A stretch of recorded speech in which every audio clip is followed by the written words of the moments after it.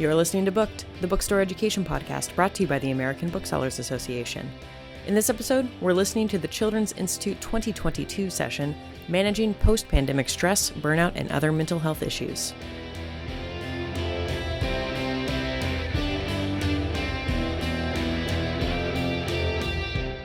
So when I talked to Kim and Jen, they wanted y'all to have something practical. So I'm not here to sell my books. I'm here to actually talk about the past 2.5 years that we're not even done with yet, and to give you some skills specifically around stress and burnout. So I hope that's what you wanted and that's what you're here for. This was really interesting to me, and I kind of did a deep dive into the research because I've been bumping into a lot of my clients, my interns, people saying to me, well, I think my depression's bad, I think my anxiety's bad, and people that I know really well, and I know what depression, anxiety, and those things look like on them, and it seemed to be something else, and this is what it was. So we talked about giving y'all something really, really practical that you could utilize in your everyday lives and in work, because punching people is wrong. Unless you're in Texas and they deserve it, and we have rules about that. You're allowed to punch people in Texas if they deserve it. Okay, so I like to operationalize everything, because these are words that we throw out all the time. Oh, I'm so stressed. Oh, I'm so burned out. And you see them used in news articles, and I'm one of those angry people that doesn't get invited to parties because I'm like, it's isn't right, and that's not what it means. Okay, so we're going to talk about what it actually is and what it actually means. So stress is physiological. That's our body's response. And all stress means is that something matters to us, and our body is engaging and activating with the chemicals it needs to produce change, right? So The Upside of Stress, which is a great book, defines stress in terms of meaning. So whether it's good or bad, something can be great. Grad school, I cried every semester, right? Because I was stressed, but I didn't quit, thought about it as I cried every semester, but I didn't quit because it had a lot of meaning for me, and it was still a good amount of stress most of the time, unless I was arguing about my stats with my professor or something. So whether it's good or bad or, chaotic neutral or whatever it is, we can hit a point where we run out of resources that we need to cope with the situation, and that's what the point of distress is. That's where we hit resource depletion, the point where we need support. So this is where it gets really interesting. We think of burnout as emotional exhaustion, but burnout's more than that. Burnout's relational. So burnout started getting studied in the 70s, and it was studied by social psychologists. So their interest is the person in the system. And this is really important because y'all are people operating in systems. So burnout is not just about you, the person, being stressed and then having emotional exhaustion from stress. It's then relating to all these areas of your life. So we have the emotional exhaustion part, right?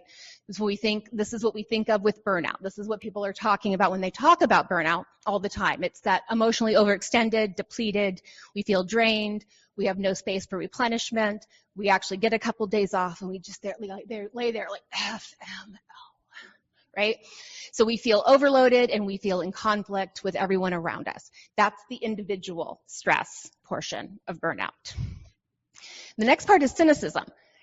And this is interesting. So if you're internalizers, for people who kind of tend to swallow their stuff and get depressed and it just sort of eats them alive, or, they take a little too much of something in their body, whether it be drugs or alcohol or chocolate cake, whatever it is, and we tend to internalize and shove things down, and we get detached and we get cynical. And for the externalizers, they get negative and they get mean. So you're probably going through in your mind going, oh, I know who that is, and I know who that is, right? But we all have this response when we start feeling burned out. And that's that interpersonal dimension of burnout, because it starts to relate to how we work with other people. So you're burned out, you're emotionally exhausted, you're stressed and you're overwhelmed, and then that one customer, right? And then we feel this reduced personal accomplishment. Whether it's actually true or not, we don't, because we're not feeling engaged, we feel like we're not good at our jobs, we're exhausted, or we're not good at parenting, or we're not good in our relationships, or whatever life domain it is. So they're referencing work, but it's any life domain, and that's that self-evaluation dimension of burnout. So we start feeling that we suck, basically. We're exhausted, we're not getting support, we either get cynical or mean, detached or grumpy, And then we feel like we're not good at anything. That's what burnout really is. And you've probably never seen this. And this is why I love to write books, because I'm like, no. Every news article has it wrong. This is what the research really says. So this is where it gets interesting. I had a client who he was former active duty, and he now works for the military. And his job involves a lot of work around sexual assault, which is a crappy, horrible job, especially when things aren't getting done because it's the military. And he hit burnout. And we were talking about accommodations, moving to another job. How could I help him? Since I have a lot of letters after my name, I can write an FMLA request. What do you want? His boss said, well, what you need is resilience training. And he said, I'm the resilience trainer for the unit. Thanks. The problem with the idea of resilience is it means that you have to change yourself to fit a broken system. And if my FBI agent is in the room, take an Imitrex now, because I'm going to talk about changing the world, okay? The opposite of burnout is not resilience, it's engagement. So engagement looks like high energy, strong involvement, and a sense of efficacy. So this is where it got interesting. And when we were having the conversation, which Kim, like we've all slept since then, so may not remember, I said, the thing that I really like when clients have really hit this wall is, first of all, I said, what's something that you can do when you have no control over the system? And then we're going to talk about burning everything down and changing the system. But first, we're going to talk about the part that you can do, because I was supposed to give you a skill. So there's something called metacognitive therapy. Has anybody heard of that? It's big in Europe. I love that. Awesome. Usually people look at me like, what? So metacognitive therapy, the difference between that and cognitive behavioral therapy is we're not looking at the brain, we're looking at the mind. Anytime we're recognizing what our brain is doing, that's our mind kind of watching. That's the more than the sum of its parts part of us.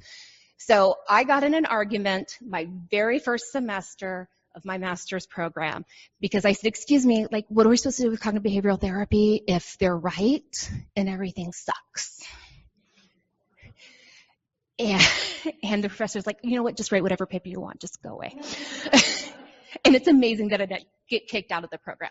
So if you're saying, I feel worthless, I feel burned out, I feel like I'm not good at my job, I feel like I'm taking out an entire chocolate cake a night rather than, coping with my problems, CBT says, well, what evidence do you have for that? And metacognitive therapy says, well, how is focusing on that helping you right now? So one of the best skills and the thing that I found incredibly helpful for my clients is this working with their cognitive attentional system. So the idea with metacognitive, and I got a few people who's heard of this, so you've probably heard of it, is that we loop. We get stuck in these loops. And we all do this for good or bad, and sometimes we're dead on right that everything sucks, and our boss sucks, and our job sucks, and our partner doesn't like us, and our kids are butt heads, and whatever's going on. And all of those things may have a lot of accuracy to them, but the loop that we're getting in around them isn't good for us. But also, neither is suppressing it, right? I tell my clients, when you start suppressing stuff, it's like holding a beach ball underwater. Like, you can spend all your time and attention doing that, but eventually it's going to pop up and hit you in the face. So we don't want to ignore it. We don't want to suppress it, but we also can't sit there and marinate in it, and it loops and it loops and it loops. So MCT was developed really for depression and anxiety, and I found it incredibly helpful for my clients that are neurodiverse. In fact, when this works, that's almost like diagnostic for me that there's some neurodiversity going on. So we lose prefrontal cortex engagement. If you haven't read my book, I write a lot about that, about being stuck in the midbrain and working from that emotional place of being very, like, it's our evolutionary response system to be protective. We're not in our thinking brain anymore when we're activated, right? So the idea is, how do we stay in our prefrontal cortex even when we're right and everything sucks? So what they came up with, this is Adrian Wells, this is his work, is attention training. And I do this with clients in my office all the time. It's an auditorial attention exercise. So it's not meant for distress tolerance. This is not what we use when we're activated, where you're holding, ice in your hand or whatever. This is a skill that we practice. So then when somebody does upset us, and it's like the last, no, we don't have any more of that bookend. I can order it for you. I don't know. I don't have it. I know it's not in the back, and I know because I live here, right? And you're trying everything, you're frustrated, and you're trying to stay engaged. And so the idea is that you practice this twice a day, every day for 4 weeks. I know that's a lot. It is helpful when you do it regularly, but I'm going to show you what happens even just by practicing it once. So the first phase is called selective attention. So it's focusing on these individual sounds and the spatial locations, right? And then the second phase is like going back and forth. And the third phase is dividing attention and trying to attend to both at once. So like what I do in my office, and by the way, this is like how I write about it in my books, because I'm not Adrienne Wells. I use too many F-bombs. So what I do in my office is I have a clock that ticks pretty loudly, which works really well for hypnotherapy. I like using that sound. So I'll point out, first of all, hey, this clock has been ticking the whole time we've been talking. And it's ticking, but you've been able to ignore it because we've been having this conversation the whole time. And they're like, yeah, word, okay. I'm like, cool. So already how to do this, how to switch sounds. So I'll use like the clock, and then I'll tap my finger on my little desk beside me that I keep my cough drops and all my therapy stuff, right? And so we do is practice going back and forth between like the clock. You can do it with whatever you have on hand. It does not have to be clock and tapping, but that's what I have there in the office. So it's paying attention to one, paying attention to the other, and then learning to go back and forth. So what are we doing with this? So it's not suppression, it's recognition without overwhelm.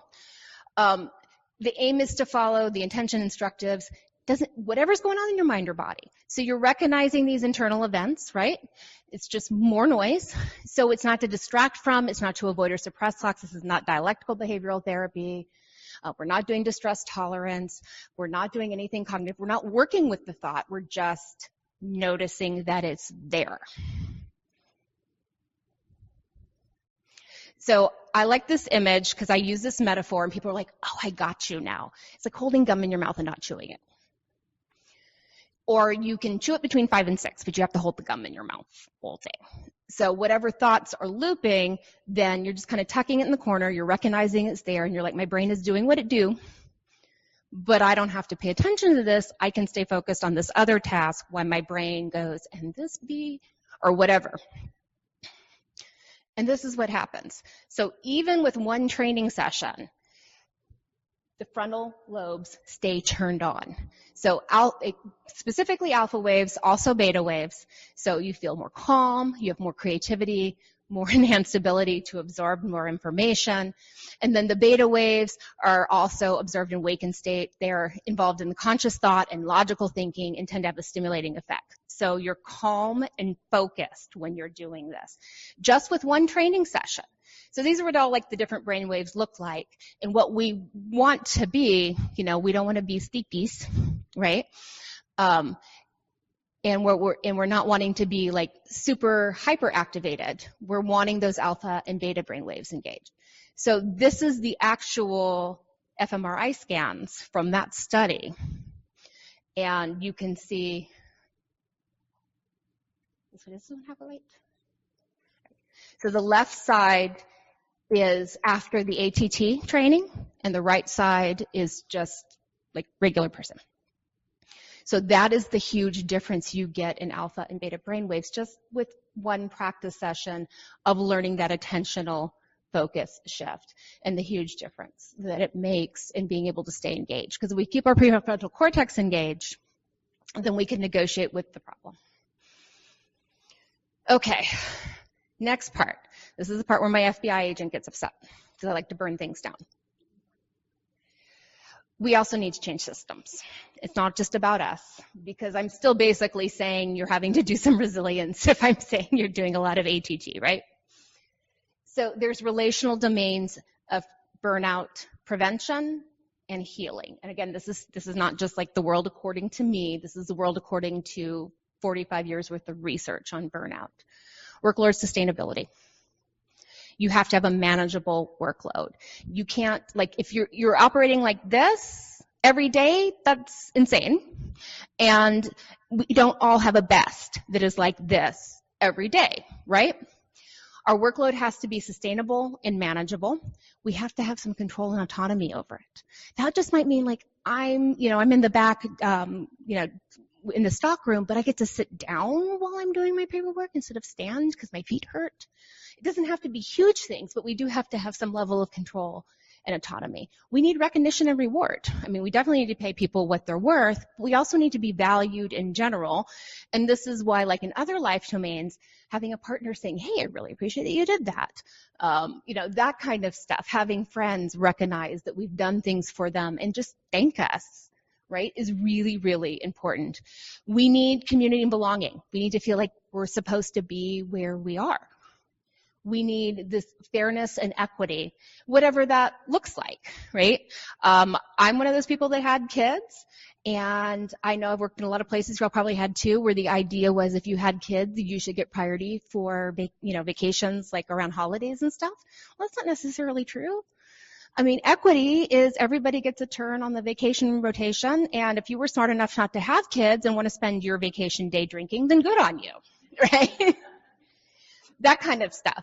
And then values and ideals and motivation. It has to connect to your value system. It has to connect to your ideals. What is your motivation for being and doing what where you are and what you're doing? So anytime that we can affect any kind of change, for those of you who have any kind of control, anything that you can do in this domain will make a huge difference. And if you are a peon and you don't have any control, this is some of the stuff to start, bringing to management and clustering together around. And not all your bosses are going to be really mad at me, but this is the stuff that matters. These are the things that matter. And we all should have, make salaries that we can live sustainably on. I know that's not necessarily the case, but what else could be done, right? I worked at places where the money was crap, but they would, buy me a gift card every once in a while. Or, I'm not one of those people who likes pizza parties. I don't like going to stuff like that. So I would actively avoid that. But just like, hey, I noticed that job that you did. Thank you. And we got you a $100 gift card because we had a little extra money in the budget, and we know you like Target. So peace out with that. That kind of stuff is incredibly helpful. So when I talk about engaging with change, if these 6 domains add up to engagement, the question is, what's most lacking in your life right now? And if more than one, because you're like, 6, girl. Which is the most pressing issue or the most emotionally distressing? Which, as you're thinking about it, which is the one that's most causing the most burnout, distress, disengagement for you? What aspects are in your control? What aspects are completely out of your control? Who are your allies? Like, who could help you with this? You're like, I'm a peon girl. I'm not the boss. I'm not the decision maker. But you have allies that you can help you in creating change in some system that you're in. What other advantages do you and your allies have on your side? And this is just kind of like the worksheet version that I've created around burnout, is like, start dumping ideas around that, because it's not just about our attentional training and our own ability to keep our prefrontal cortex online. It's about changing the world, because our systems are really broken. And then finding the thing that seems most doable and starting with that. Can we do something around community and belonging? It doesn't mean that we all wear matching shirts and go bowling, Are we having an equity issue here? We find that when workload is sustainable and we have control and autonomy over it, people actually grow far more in their positions, and they get creative and they want to do stuff and they have ideas, and not just, for their own personal careers, but for the company in general and wherever they work. And we lose that, and we become these little robot machines when we're overloaded all the time. We just don't have the energy and the creativity to do those kinds of things that are valuable to everybody. Okay. Because I promised I'd only talk for part, because Kim thought that y'all may want to ask me questions about burnout, stress, mental health issues. So rather than spend the whole time asking questions or the whole time me just blabbing, we decided to split it up. Yeah. So, the detection training, has there been any specific studies on if it's, like, I suppose it's effective in some people who might have focus disorders and maybe Yeah, I have not seen anything around neurodiversity, but I have found it to be very effective with my clients that are neurodiverse. And I consider OCD another form of neurodiversity. We're realizing now, once we sort of pulled it out and realized it's not an anxiety disorder, we're starting to realize it's likely also a form of neurodiversity. It's another stuck loop. And so my clients, and I do have a lot of neurodiverse clients, and I said, well, we can try this. This isn't really made for neurodiversity, but we can see if it helps. And it was incredibly helpful. So now I'm like, anyone who's neurodiverse and really struggling, we do this. No. It's something about it's a little magical. Yeah.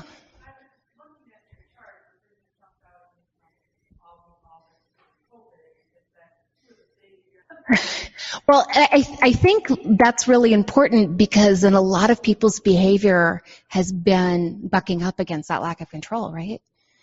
I mean, people being crappy is about trying to take control back. And so I don't think we still don't. He was like, are we wearing masks? Are we not wearing masks? Are we washing our hands? I mean, are we getting shots? How many shots? And so people are pushing back and they're feeling like there is a lack of autonomy and control. And we don't have a lot at that meta level. So any time that, first of all, just acknowledging that is helpful, and finding little micro places that we can have a kid. I have a neurodiverse kid. They're 25 now, but they were a toddler that didn't want stuff touching their skin. I'm like, you can't be naked at Target. Right? Right. And so like, it's kind of like, I was like, you have to stay home or you might die. Right. It was the same kind of thing. So how could I find some level of, first of all, my kiddo wore hoochie shirts because at least then nothing was touching their belly. So my kiddo was the kiddo in hoochie shirts. And the deal was they could be buck naked the minute they got home, but they had to keep their clothes on when we were outside the house. And then I would give them very limited choices about what they could wear. And my kiddo is now 25 and still struggles with how things feel on their body and called me in a panic because they had this job where they were supposed to wear all black and they were told they couldn't wear their flannel. And I'm like, we buy dye and we dye it black. It'll be fine.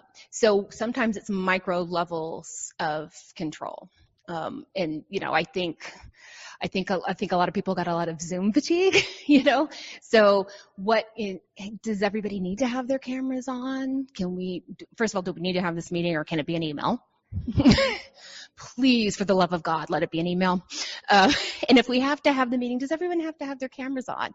Because I became, in the past 2.5 years, the queen of, I have a really bad connection, so I have to turn my camera off. I'm so sorry, guys. And I would turn my camera off so I could just lay there and be like, I was listening, I was engaged, I could talk, but I could do other stuff because I needed to move my body. I just couldn't do that long. And I have clients that do the same thing. They can't, when we were doing completely telehealth for a few months, they had to do phone because they needed to be able to move, and I could hear them wrestling. I'm like, hey, baby, why don't you lay down and put your legs up the wall? Let's get you calmed down. I'm also a yoga teacher, so you're going to get a yoga pose with me sometimes too, or anything like that was helpful rather than saying, no, you have to be on camera with me, or any little measure where we feel a level of autonomy with something is helpful when, like you said, the overarching message is like, yeah, we don't know. And just, you have to go back home. Again, did that answer your question? Yeah.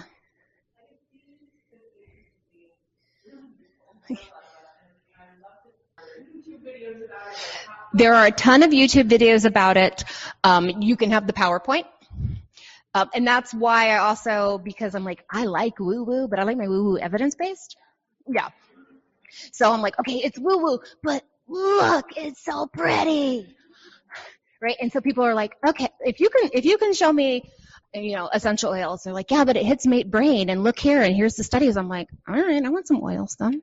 Right? It's the same thing, right? Once you see the science behind it, I'll say, like, I have no idea, but this isn't going to hurt anything, so let's give it a try. And in this case, it's been very well studied. And if you just Google search Adrian Wells, ATT, it's on his website, some information about it as well. And I just posted the one study showing that just doing it once makes a huge difference, but there is tons and tons of studies about MCT, and you can, see all of them if people are a little skeptical. Because we don't do a lot of MCT, it's more of a European thing. In fact, there's only one book that's sort of public-facing that's been translated into English. It's called Live More, Think Less. And the metaphor about the gum I actually got from that book. And I think it's translated from the Dutch. And Adrienne Wells' book, which is a big, thick textbook, this is why therapists are poor, all books are $50. And so it's well written, but it's a dry, research-based textbook. But if somebody is really interested in this in sort of a public-facing, more self-helpish version, Live More, Think Less is in English, and she's written another book that has not yet been translated into English.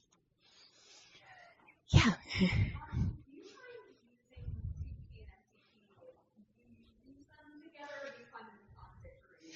I'm eclectic. So even that paper, when I started arguing the points, and I did have a wonderful professor in my doc program who said, I don't care what you do, but you need to know why you did it.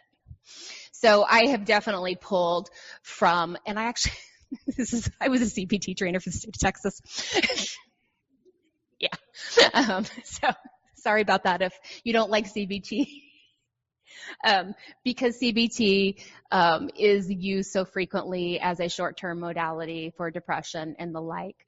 And so, I can run a Beck scale, like a boss. And there's some things about it that are really good. My background is very relational. I'm an RCT therapist, so every skill is really coming from RCT. And so CBT works for that.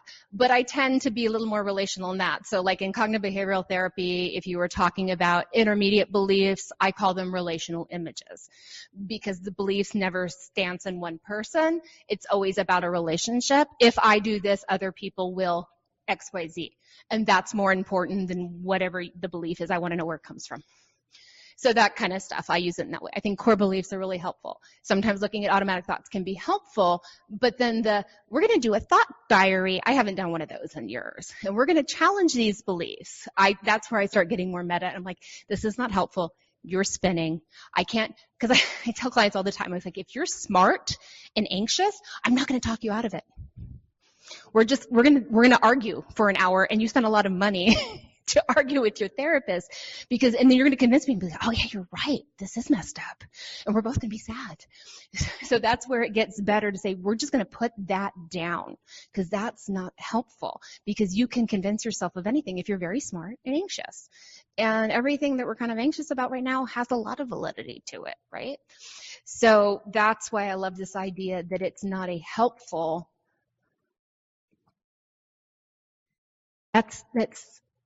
Focusing on that is not helping, right? And that's where the mind looking at the components of the brain and realizing like, oh, my brain is producing these thoughts and I don't have to pick it apart. I can just choose not to engage at all, because we do that all the time. We have messed up thoughts and we go, that's messed up, and we put it down. So why do some things get stuck in loop? I don't know. Adrienne Wells knows, but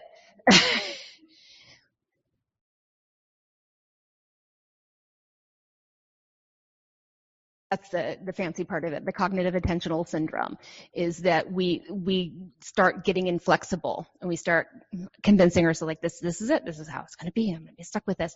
And then what happens is we're stuck in our midbrain. We're processing from an emotional place only. And if we can keep our prefrontal cortex online, we go, oh, wait, I'm kind of hungry. Maybe I should just go get a burrito. Maybe this doesn't matter, or whatever else that it is. Yeah. But now some of those people are thinking like seem to feel that way, right? And that's why, like, the idea of bringing it to your staff and making it something that's available to your staff of like, we're all really struggling right now. And if we weren't exhausted, we were going to like, okay, well, we're going to do the best we can. And if it cancels again.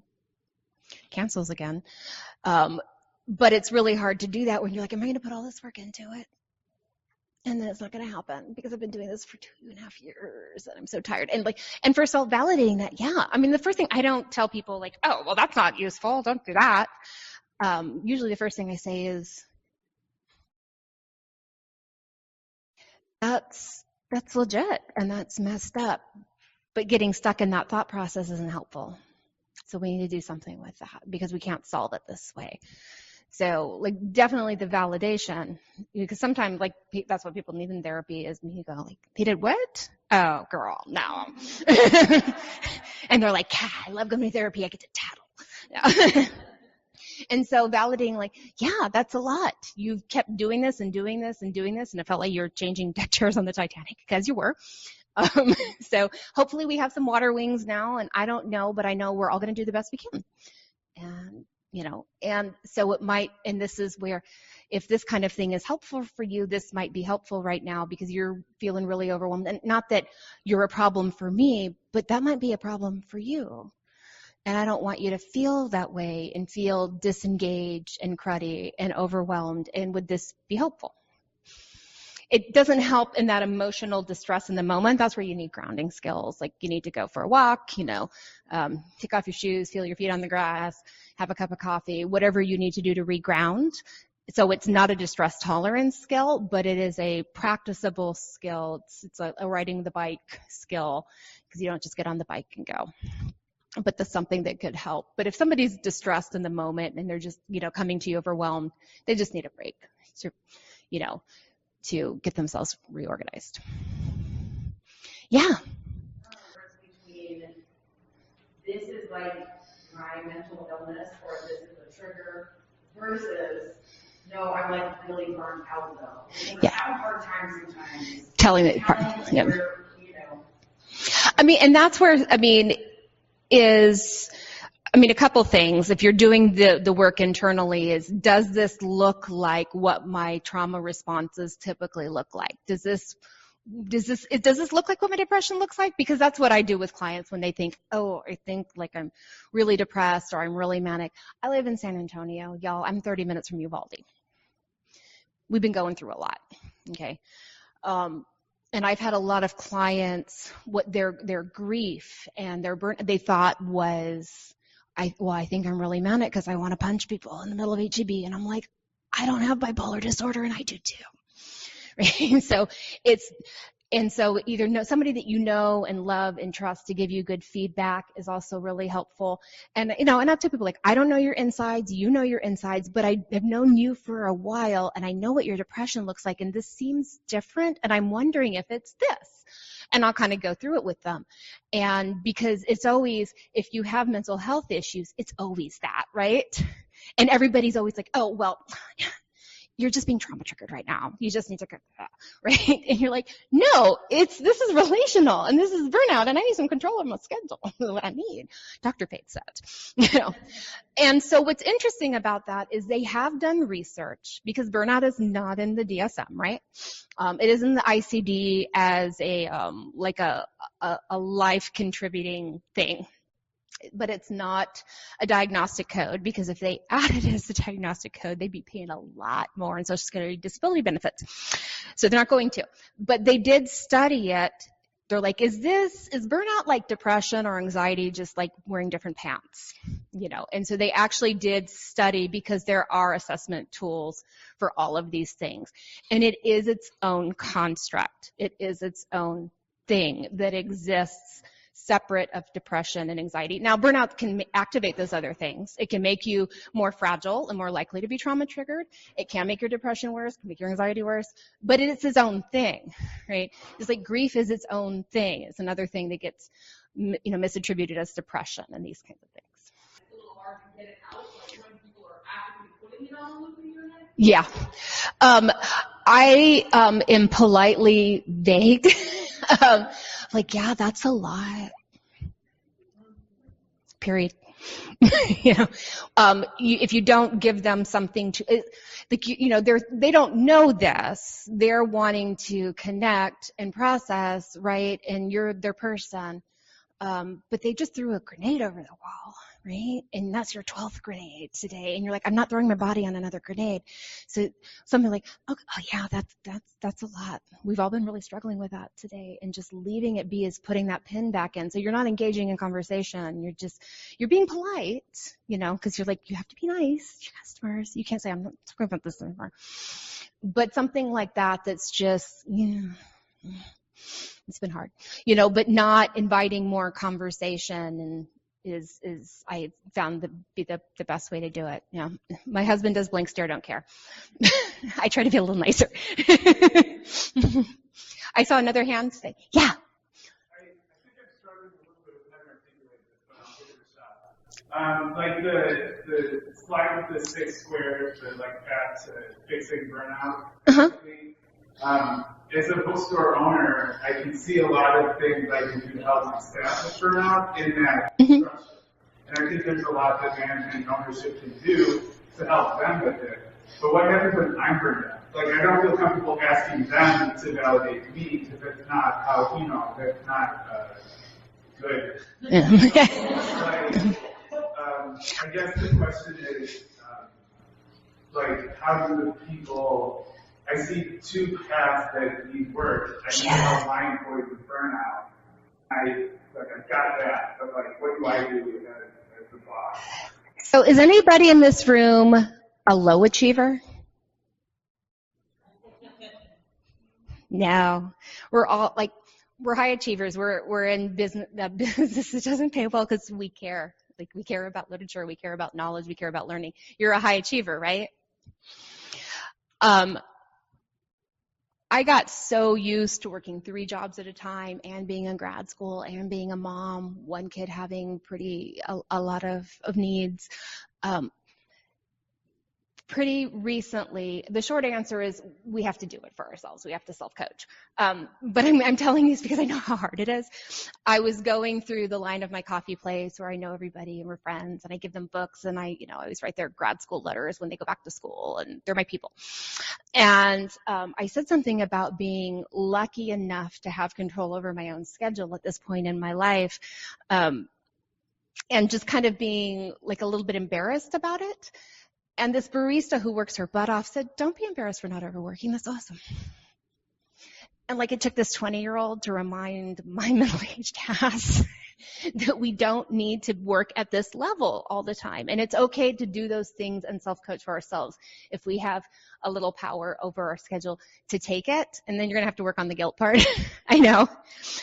But because you can't ask your employees, but you can say, hey, where I'm doing these things for everybody, and I'm also going to be doing some stuff for myself as well.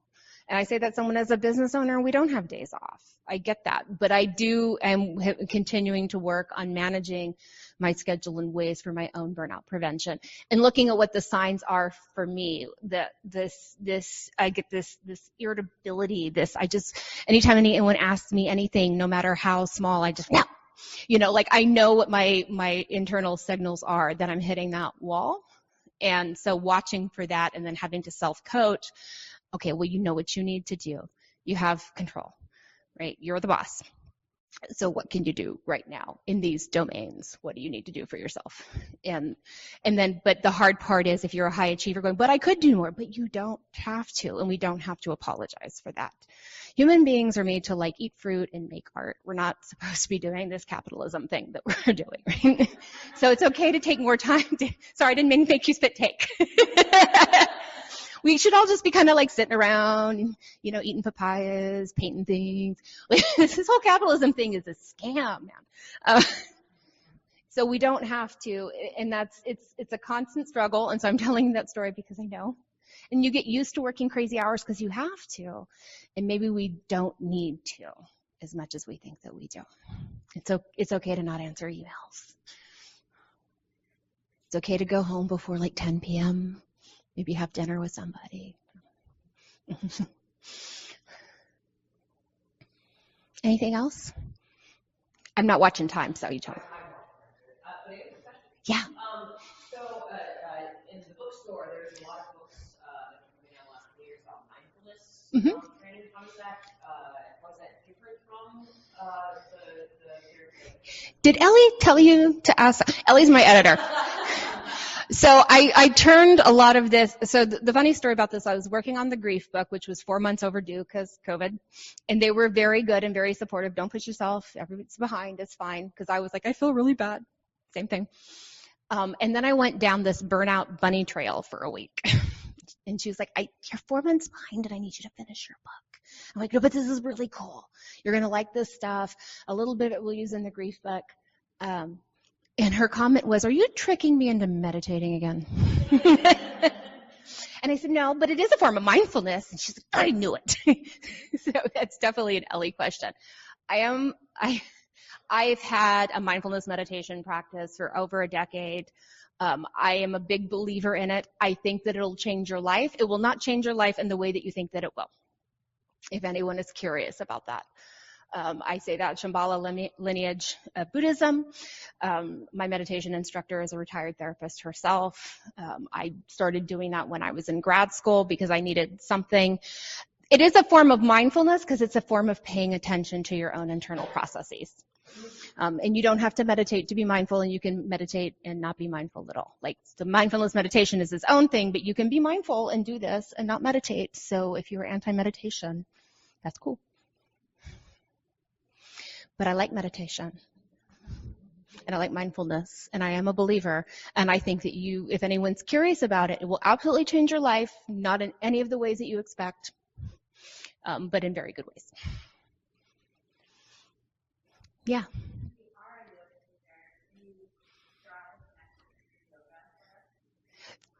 Sure. I mean, so I use yoga because I'm a trauma therapist, and that any kind of mindful movement of the body is incredibly helpful for regulating the nervous system and healing trauma, because trauma resides in the body. Trauma is a nervous system injury. So like trauma-informed yoga, David Emerson's model, anything like that, it uses yoga in a slightly different way. So it's about that reconnecting to the body, and a lot of things release out of the nervous system. And I've had that my own experience doing that in my own training of like just being in something very simple like bridge pose and really shaking and feeling nauseous and realizing that stuff was releasing. So it is about, so when you're doing like a trauma-informed yoga, you're holding poses longer. And it tends to be a little more gentle, but you're letting your body actually process stuff out. Because a lot of times with people with trauma histories, they're always on their tiptoes. They always have their psoas engaged and tight. They're always holding their breath. Right? So it's about an awareness of that. So we don't cue the breath saying, I want you to breathe in and push up. We just say, I just want you to notice your breath as you're doing things. And notice if it's different if you push up, or if it's easier when you're doing this, that, and the other, and start paying attention to your body and paying attention to those things. And so it's not hands-on, and it's about awareness, and people are letting things move through their nervous system in a different way. So does that answer the question about the connection between the two? Yeah, I like yoga too. It'll also change your life, but not in the ways you think. My husband won't, he's laughing because he won't do it. He won't meditate and he won't do yoga. But he does dishes, so it's cool. You know, I'm the wife and mother of PTSD, and there's a lot of this that Helpful. Mm-hmm. Helpful, yeah. I mean, because anything that's getting their prefrontal cortex online is helpful, because they're living in a screaming amygdala if they have PTSD.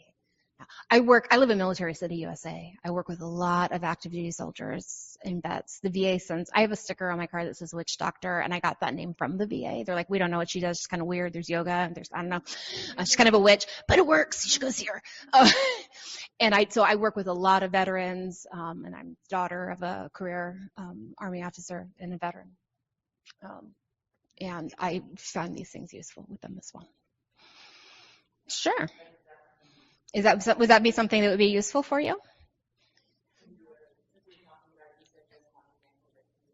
Yeah, we can absolutely do that.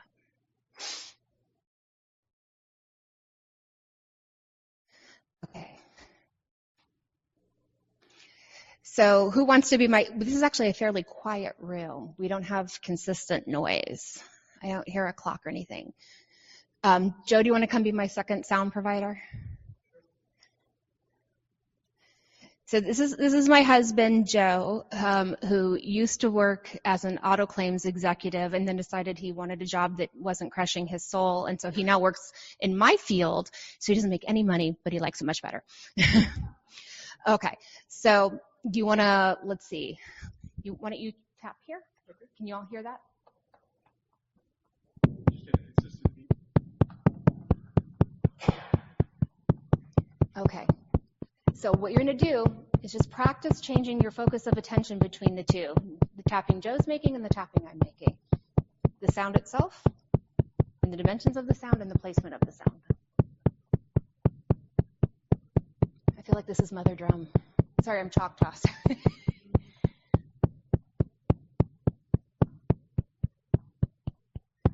And you may notice other stuff going on in your body, like this is weird, and I'm hungry, and when is the author reception? And if I leave right now, though, she's going to know I don't like it. And once you feel comfortable, start practice shifting back and forth.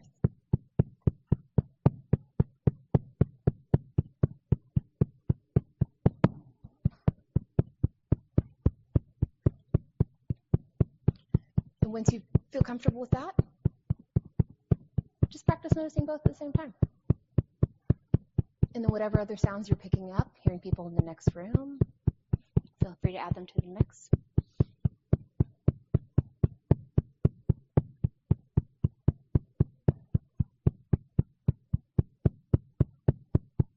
But our minds are brilliant, right?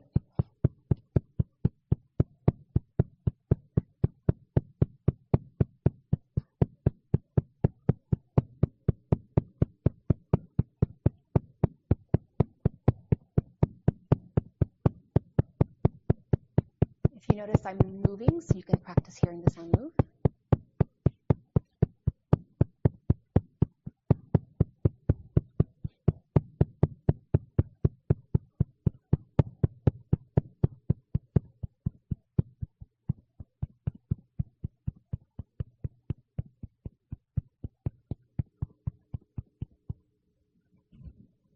So how was that? We think that we really don't have that much control over our brains. And we don't have control over our brains, but we do have control over our minds, right? Joe's an existential therapist, so he's all for that comment.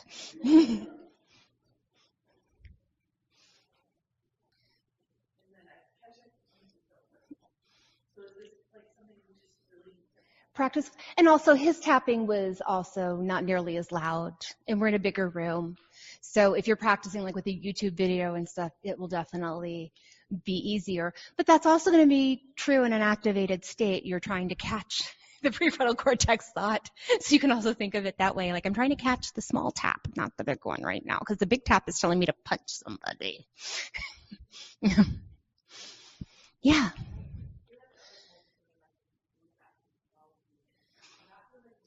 Long time, yeah.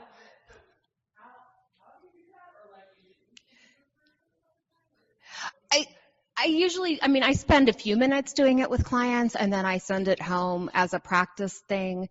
I think that, it's been formalized as a technique. When you tell people like, 12 minutes doesn't seem so bad if you're having to do that twice a day, every day for 4 weeks. But if you're practicing with it, and I don't know if any of my clients are really doing it for 12 minutes, but I can definitely tell when they've stopped practicing. So I think you can do it for, a few minutes of spending maybe a couple minutes on each skill. And especially as you get better, you're like, I'm doing the attentional shifting really well right now. It won't take as long. But I can tell when clients are spinning again and they haven't been doing it. And I'm like, how long has it been since we've done some ATT? And they're like, I'm not. I'm like, okay, let's go back and practice that somewhere. Yeah.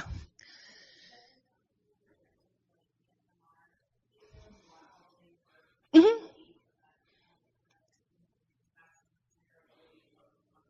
Yeah. Especially for people that are neurodiverse, they need some more stimulation. Yeah. Neurodiversity runs in my family, so I'm used to certain members of my family always having to have other noises and stuff going on, whether it's that or they have to do something with their hands. I have my office is like a sensory dream. And I actually do have binaural beats and alpha brainwave music if people need the music, and I have the bone conducting headphones if they need it really close, and I have all kinds of weighted blankets and toys because people need that. My only rule is nothing with spinning lights, because I'll get a headache. But people can do anything else pretty much. So I'm used to people needing to do that in my office as well. Dr. Faith, thank you so much. We do have some of Dr. Faith's books in the back of the room. There are a couple different books back there. There's Unfuck Your Brain, which is the adult version of Befriend Your Brain, which is the YA version. Highly recommend. Real talk, the way that I found Dr. Faith was my therapist had all of her zines in her office. So thank you so much. All of her books are available through Microcosm, which I believe Ingram is actually distributing now. Please rate the session in the app. Somebody does, in fact, look at those. It's me. Nicely. Rate it nicely. Rate it nicely, please. But yeah, please do so. That way we've got all the data so we can make everything bigger and better. Not that this could be any better. Thank you so much, Dr. Faith. I really appreciate it.